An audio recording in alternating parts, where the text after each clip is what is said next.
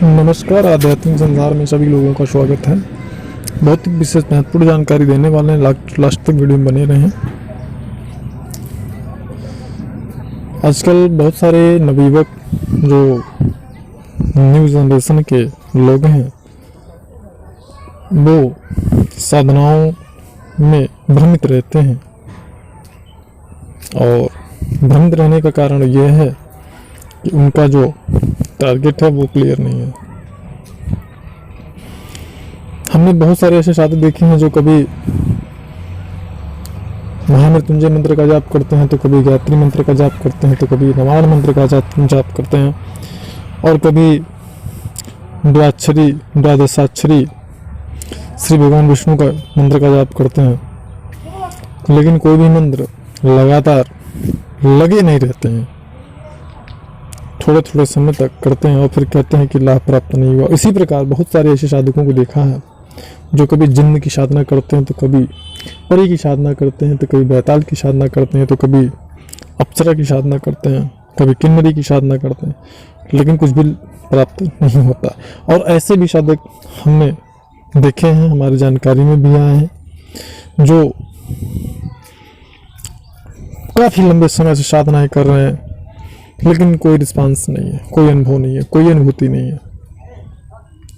कुछ भी समझ में ही नहीं आ रहा है कि आखिर हो क्या रहा।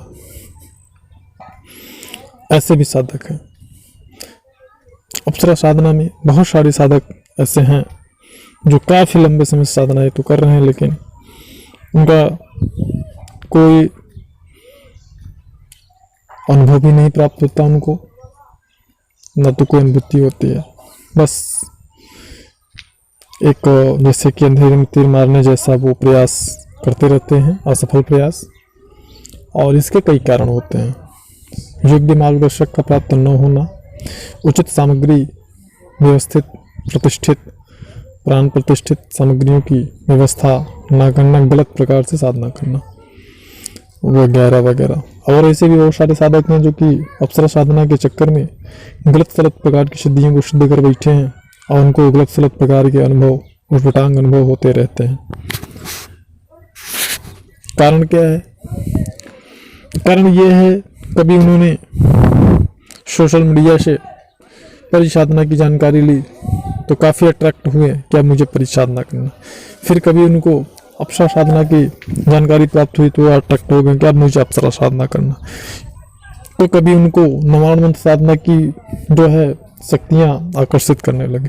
तो तमाम प्रकार की जो साधनाएं हैं सोशल मीडिया पे सर्च करते रहते हैं, कभी ये साधना, कभी वो साधना, कभी ऐसी साधना, कभी वैसी साधना, और उसी में वो भ्रमित रहते हैं, क्योंकि उनको ये क्लियर ही नहीं रहता कि नहीं मुझे वाकई में करना क्या है, और उनका टारगेट क्या है, उनका लक्ष्य क्या है, आखिर वो साधना क्यों करना चाहते हैं, ये प्रश्न। तो सबसे पहले ये प्रश्न स्वयं से उनको करना चाहिए कि मैं ये साधना क्यों करूं, या क्यों करना चाहिए, क्या मैं ये साधना कर पाऊंगा, क्या मेरे पास समय है, या मेरा बजट अलाउ करता है ये साधना करने का, क्या मैं जिस परिस्थिति में हूँ उस परिस्थिति से ये साधना करके मैं उबर सकता हूँ।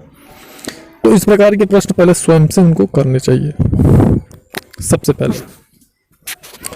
अभी कुछ ऐसे साधक भी थे जिनसे हमारी बात हुई, व्हाट्सएप पे भी बात हुई।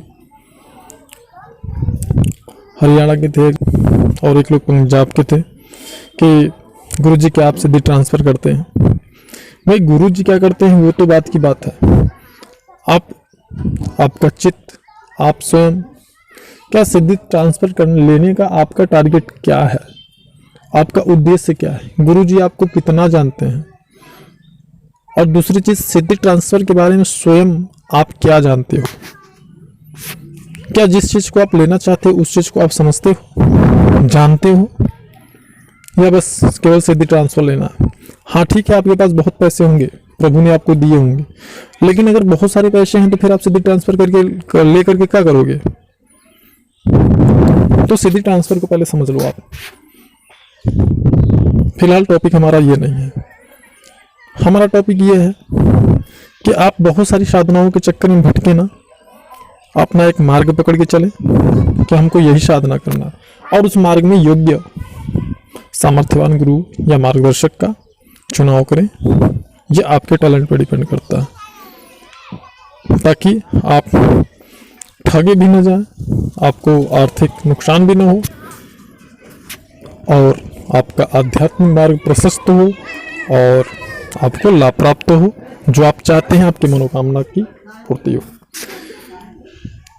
और पूरे धैर्य के साथ में, क्योंकि अध्यात्म में कोई भी कार्य एकदम से एलोपैथिक दवा की तरह काम नहीं करता है कि उस टैबलेट खाया आपने दर्द ठीक हो गया, ऐसा कार्य नहीं करता। हर चीज में समय देना होता है, समर्पण करना होता है गुरु के सामने, सर्वसमर्पण, गुरु के ऊपर विश्वास करना होता है, जिसपे आपका दिल, आपकी अंतरात्मा भी कहे कि हाँ ये गुरु विश्वास के लायक हैं, इनके ऊपर भरोसा किया जा सकता, ऐसा, और उनके ऊपर पूर्ण भरोसा आपको करना चाहिए। तो बहुत सारे साधनाओं पे भटकने का प्रयास न करें, सिर्फ एक साधना करें। ऐसा नहीं कि आज मुझे उर्वशी का करना है, कोई रंभा अप्सरा करना है, परसों मेनका करना है, फिर तिलोत्तमा का, फिर नाभिदर्शना का, ऐसा नहीं।